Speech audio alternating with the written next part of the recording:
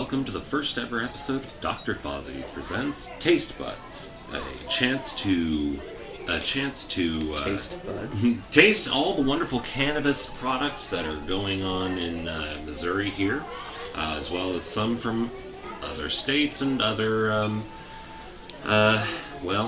realities. We're going to start with Missouri, of course, first. That's where we're most familiar with. And Which one? Oh, right. I should mention that we are from Kansas City, Missouri, United States of America, Earth, Strawberry 6. So that's our reality designation. And that's the Sol 3 Earth, by the way, not the other one. Yeah, Sol 3 Earth. Not the good one. Yeah. But we wanted to go ahead and start with what we're familiar with and what you will probably be familiar with, since we're broadcasting to our own reality as well as a number of others. We should probably introduce ourselves, though, too. Oh, true. First and foremost, I am Visage, your host. And I am Kinsy, space monkey extraordinaire, gallivanting diplomat, and also a wonderfully lovable asshole. And Suffering Bastard, if I remember correctly. Yeah. They named a drink after me with debatable mixtures. Debatable mixtures, yes. Yeah. Most of the time it just results in a waking up face floor on hopefully a bar floor. If you're lucky, it's just like spit covered, but you don't really quite remember what got you there. So it's only theoretical that you ever ingested it in the first place. Mm-hmm. Yeah. It's like, hanging out with me. You really don't want to remember. Right. Now, right now, we've got a little bit of Good Day Farms Gush Water, which is a sativa, and we've got the Peanut Butter Pie, which is an indica, or indica-heavy hybrid. Tastes good. Thank you. Now, I will say that online there's a little bit of controversy about Good Day Farm. People call them the Walmart of weed. I don't blame them. They have very reasonable prices. I haven't been totally blown away by the potency of the flower either yet. So I can understand where they're coming from. It's still decent weed. Now, for those of you who are using a personal caregiver, this program is probably not for you. You have your particular type that you get from your caregiver, and if that's what works for you, that works for you. But we're talking about those of us who maybe either don't have a caregiver or who are maybe doing recreational at this point. And we're going to be talking a little bit more about what goes on the dispensary side of things and what you need to know as a Missourian, or anywhere else for that matter, because you don't have to be a Missourian to buy pot in Missouri.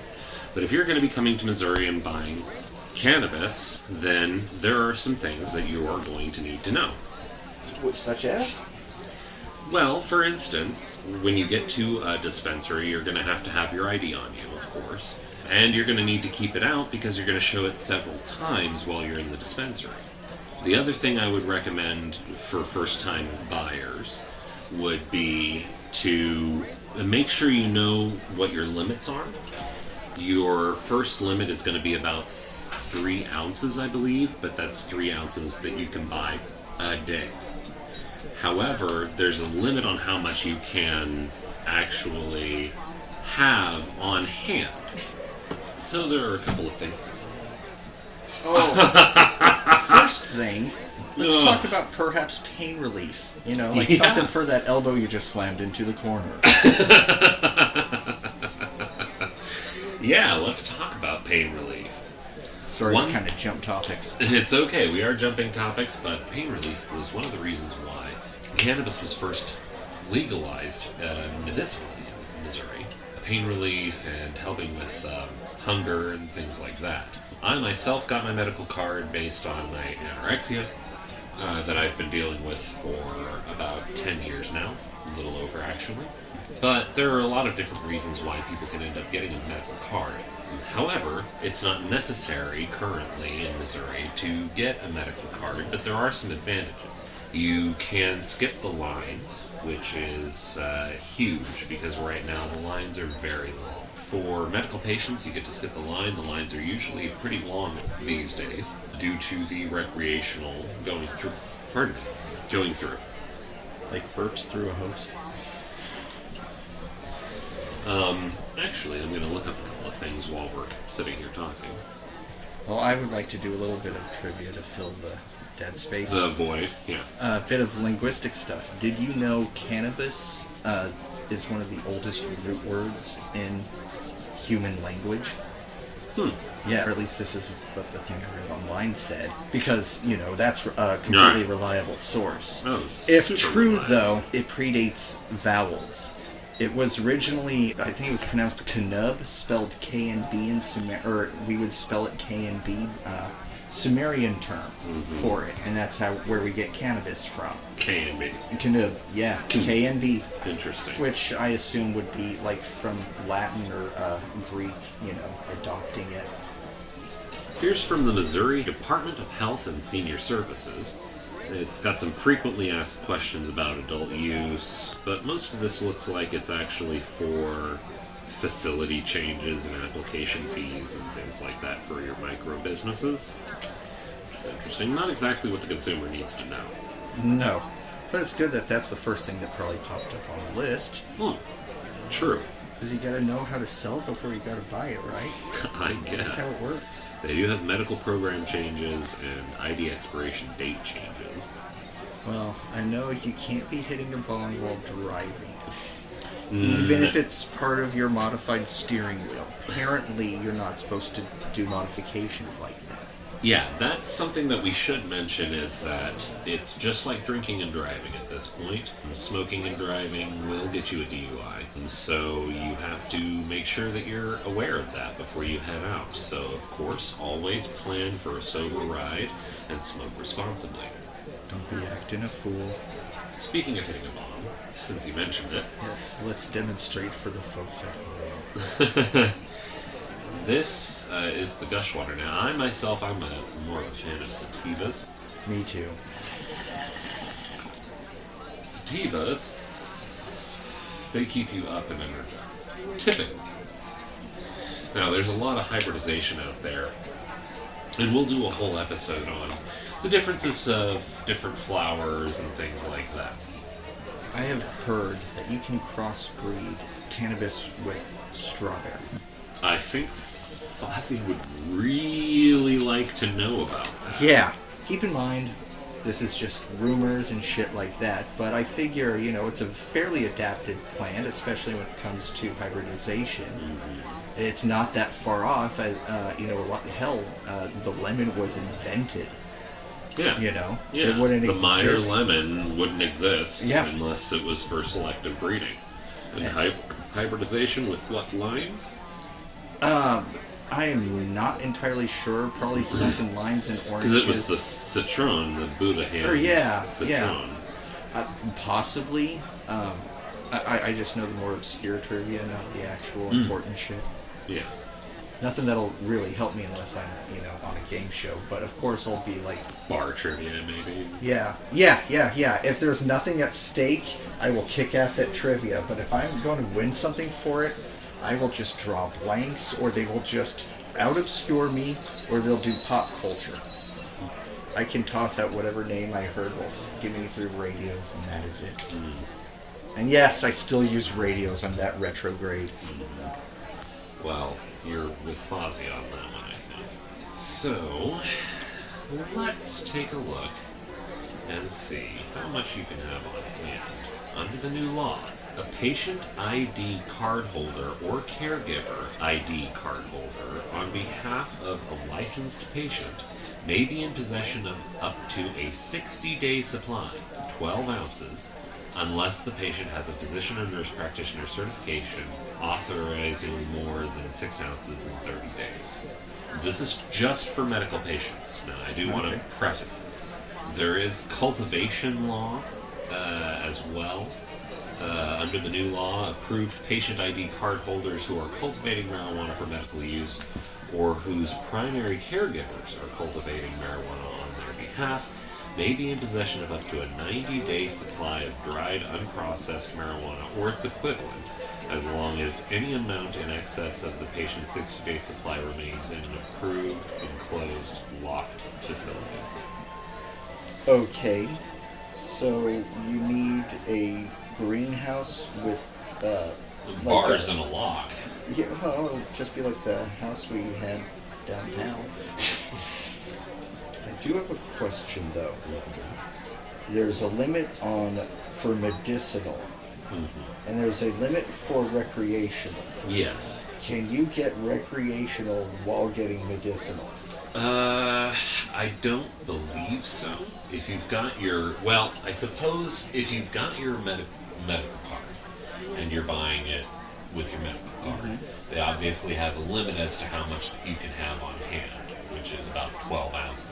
But which is, I mean, that's a like, lot, right, guys? Yeah. I mean, 12 ounces is nothing to sneeze at. Anything above that, and you're probably going to be seen as distributing. And if you don't have the license for that, you'll probably go to jail. Or you have a problem. Or you've got a real problem. Well, that's the other thing. You can be approved for higher amounts as long as your doctor or nurse practitioner is going to allow it. If you've got somebody who deems that you need a larger amount of cannabis in order to, abate the symptoms of whatever that you're battling, then, you can have more than that. But you're not allowed to have more than a 2-month supply. So whatever you're allowed to have in a month, you can have twice that on you, as long as you've got a recommendation from a nurse practitioner or a doctor. Now, as for recreational, that's what I want to know. Now, it says here, recreational consumers are allowed to possess up to 3 ounces of marijuana flower or an equivalent in any setting. A consumer may purchase up to 3 ounces in a single transaction and be lawfully in possession of 3 ounces of dried processed marijuana or its equivalent. So, getting your medical card, you get 4 times that. That in and of itself is probably a good advertisement for getting your medical card. Okay, so note to everybody, spec up on luck, get the Wild Wasteland and the medical card, because it increases the carry weight. Right, it increases the carry weight. Or if you're an RE fan, gives you more item slots. Oh, a larger attaché case. Yeah. Yeah. Parasite Eve fans get plus storage. Some of these Google searches are ridiculous. For instance, you've got, can you fly with edibles in Missouri?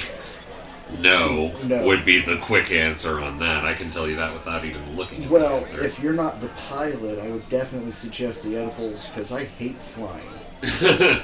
But, you can take them for the plane, just not on the plane. Yeah, exactly. And only as long as you're not flying the plane. Let's keep that, in mind. Fozzie. Just emergency consume all the shit you forgot you had on you responsibly, please. Oh, gosh. Yes. Yeah, just to answer that question, can you fly with edibles in Missouri? You cannot legally take them through security and fly with them. If TSA catches you, they will report the matter to local law enforcement. So let's remember that, guys, okay? And that's the other thing that I want, because the fact that even came up as a Google search at all concerns me. Because we are not the Vegas of weed. We are not where you can come and do whatever you want and do these things. They're going to be very strict, and Missouri is the show me state. We have this really big propensity to be like, okay, we're going to try something, but we have to see the results, and when we see the results, we're going to go one way or another with it. Kind of stubborn like that. And realistically, we have to do, as consumers and as producers and as everybody who's involved in the process, we need to be absolutely 100% careful and do our absolute best to keep weed legal in Missouri. Producers are going through extra checks. I know that I've got friends in the industry at Clover and various other places, Nuthera Labs and Smokies, that all tell me that they are having these compliance issues. So they'll get some products done, they'll go through testing, they'll get, a tag for it, and all printed up and get them all labeled and everything, and then Missouri will change the law. and they have to start slapping stickers over stickers and, trying to change little details to their packaging to make sure they don't have any animals on it. And things like that. Because apparently, by the way, you can't have an animal on the packaging of any marijuana product because it's too appealing to children. You also can't have pictures of fruit or other types of foods because it's appealing to children. Okay, I can kind of be down with that. Like in Japan, unless it actually has like if you have a fruit flavored snack, unless that fruit is in there, you cannot show a picture of it. You can only show like a cartoon or a depiction of what it's flavored. But unless it's naturally flavored with the actual fruit, you cannot show it on the packaging. No, that's interesting. However, I can kind of get down with that. I don't think I'm going to confuse an animal for pot. I mean, that's the thing. Like, I don't know. It's like, for instance, I know that the Medusa bars by Nuthera Labs, they come with a couple of stickers that are placed over certain things on the packaging. There's a sort of a rope design and a big word marijuana on the front, and actually what that sticker is covering over is a snake in the form of a pot leaf. So can you have a picture of a pot leaf with a face, like a cartoon character pot leaf? I'm actually really not certain about that. And for the record, once the politicians see the money flowing in, they're won't not care. going to give a fuck. They haven't ever, as long as money is flowing in. And there is more from this than there is from incarceration. Well, the problem that I had with it was that when recreational passed, it passed with a couple of little caveats that I really don't appreciate. The biggest one that I had is that it imposed a tax, but it didn't specifically state what the tax was supposed to go for, which means that it's just revenue for the state, which means it's a slush fund. So that is a problem. That's also some kind of mobster shit. I gotta acknowledge the irony in that. Mm-hmm. I mean, Kansas City is an old school mob town, so it doesn't surprise me that they're doing some stupid mob shit. But, at the same time, jeez, people. The Pentagon read the got law. a black budget. Maybe it's about time Missouri had their own black budget. I'm just thinking so. maybe they're keeping up with the Joneses. Well, at least, for instance, when we passed the medical marijuana thing, we said that the laws were supposed to go to vets, and so basically to help the VA hospitals and things like that in the That's a state. good idea. And to go into education and things like that. So there's, the original law, let me just make sure, I'll just punch it in here. At least someone's giving a shit about the vets, at least in theory. In theory. Yeah, I can't wait to see how my hopes get dashed. Boy. So the other thing is, for the Missouri medical cards, I mean, not only do you get to carry 4 times the amount of pot on average, but you also pay lower in taxes, and those taxes have to specifically go to different departments. This is from the Department of Revenue. Article 14 of the Missouri Constitution applies a 4% tax on the retail sale of marijuana for medical use sold at a marijuana... Blah, I can't speak. Let's try this again. Article 14 of the Missouri Constitution applies a 4% tax on the retail sale of marijuana for medical use sold at marijuana dispensary facilities within the state. Article 14 also applies a 6% tax on the retail sale of marijuana for recreational use sold at marijuana dispensaries and facilities within the state. So you pay less in taxes. The taxes are going directly to vets and the Department of Missouri Health and Senior Services. So, honestly, getting the medical card and going that route, it seems to be the best way to still go about it. I know it can be expensive. I paid, when I first got my Missouri medical card, I paid almost $200 to go through the whole process, even though I think the card itself, if you were to go through the process yourself, instead of going through a service like I did, is probably only about $100, maybe $150. So there was a double that in fees essentially from this company that set it up, and they set it up in a very confusing way so that I would have to go through them to try and figure out how to get it reinstated every year. Oh, Jesus. Yeah, no, it was complicated to say the least to get anything beyond a medical card at a certain point. So, because I've looked into getting my Missouri medical agent ID card. So, How long ago did you get your card, though? well, I got it when it first came out. Let's see, that was, well, I got it actually, I think, the year that it passed medical day. I've had it for about 2.5 years, I want to say, two and a half years. The important thing that I would say is that you have to renew it every year, and that fee is the same every year. Now, to renew, it's actually supposed to be a little cheaper, but through a service, it can end up being the same amount every year. So, if you get the opportunity, obviously, like, try and do it yourself if you can. There's a Missouri portal at the Department of Health and Senior Services that you can use. You can put in your own email, apply for the card yourself, but you will have to have doctor's recommendations, or if you're getting the Missouri Medical Qualifying Agent card, then you'll have to have an offer letter from a company stating that you already have a job in the medical marijuana field. So it can be a little complicated to continually get your card, and it can be expensive to continually get your card, but it saves you more in the long run, and you get to hold on to 4 times the weed that an average person can. The value of being legal. The value of being legal. Well, only if you're medical. And that's the other thing. There are a lot of different things that can qualify you for being medical. Like I said, my anorexia was the first thing that we had to deal with. That's what I ended up getting it for. Lots of other people. My father had cancer.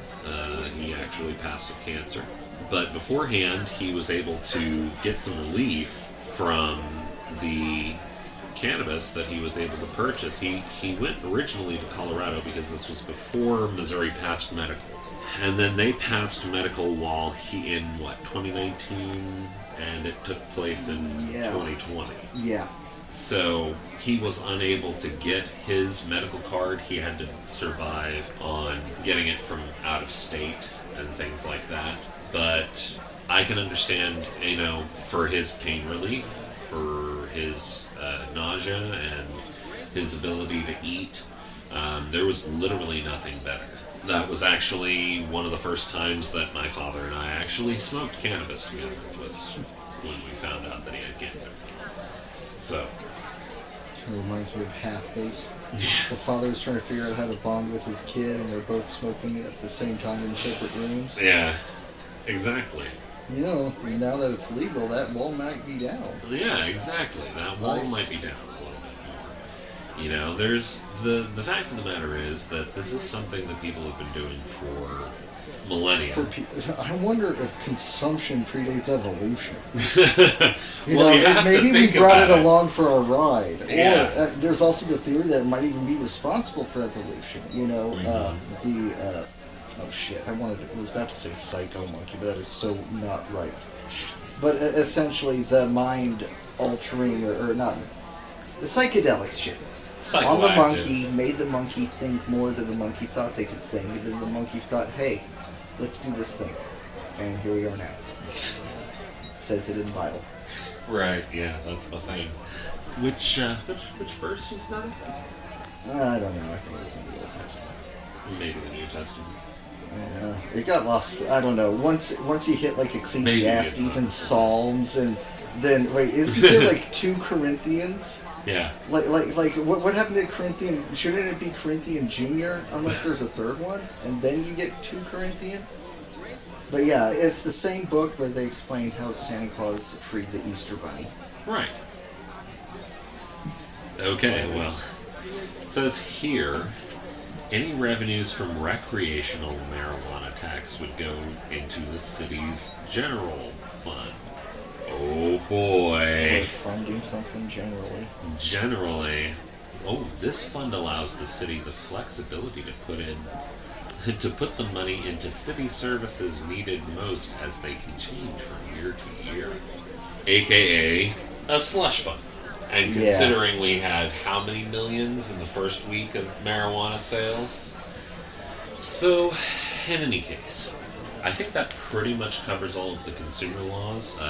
Just from a play-by-play of how you would go about going to the dispensary. When you get there, there's going to be a small lobby. You're going to give the person on the other side of the glass your card. And if you have a medical card, you'll give them that as well. Because if you've ordered online, they'll give you a fast pass. You'll usually go directly inside and just pick it up and leave. But if you're wanting to shop around, which is perfectly acceptable, they'll have you wait for a little bit until a bud tender is available. Wait, bud tender?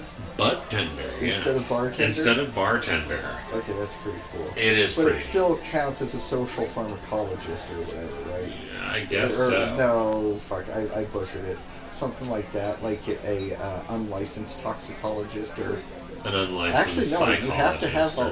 No, it's... psychiatrist, perhaps. Oh. And with a very if they'll limited sit there and listen medical... to what you do while they give you... Yeah. Well, it's got to be better than those doctors that toss fentanyl and everything. That's a good Oh, point. by the way, let's take a time out. Speaking of all those fentanyl, let's talk about all the deaths that overdosing on marijuana has caused. Thank you for your time. Just put things into perspective. Just to put things into perspective for, just a short while there. As a matter of fact, they're in some cases, using cannabis to get people off of harder medications, which is fantastic. Yeah. Yeah.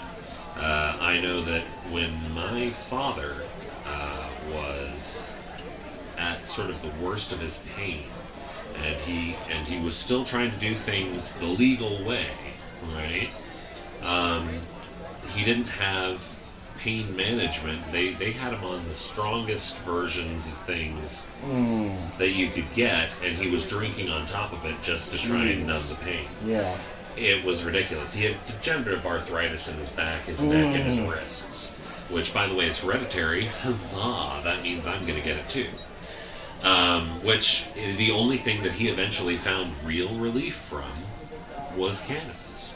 Because until then, he would just get on a medication, his body would get used to it, and then they'd have to put him on a stronger dosage, and then his body would get used to it, and they'd put him on a stronger dosage, and then his body would get used to it.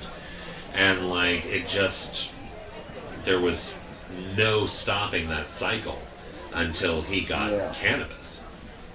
And I'd also like to touch up on the difference between tolerance and, God damn it, what's the other one? God damn it, now I can't remember what the other term is. But essentially, where it becomes toxic, like sometimes you can get so tolerant that it'll get toxic before you get the good effects. And that's part of the problem with fentanyl is people get such a high tolerance that in order to have anything affect them. Yeah. Or it's replaced other drugs with fentanyl.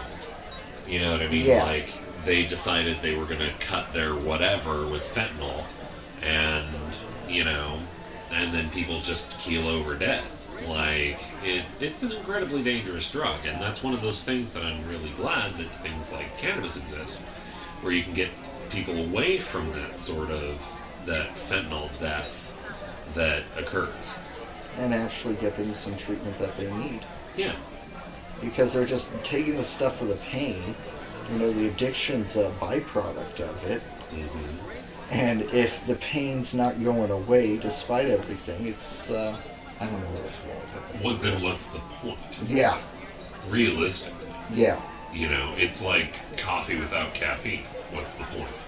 I don't know, but I think it's to, prank your friends. Oh, okay. It's like fixed dog poop.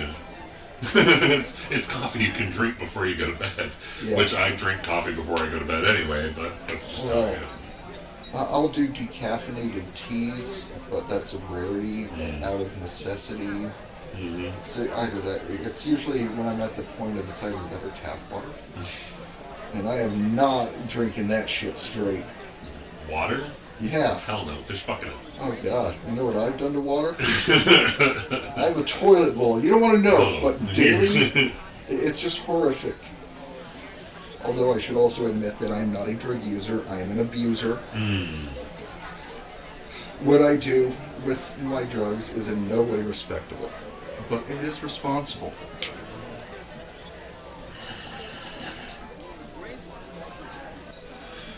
We should probably do an episode at some point which covers terpenes, the different cannabinoids that they have.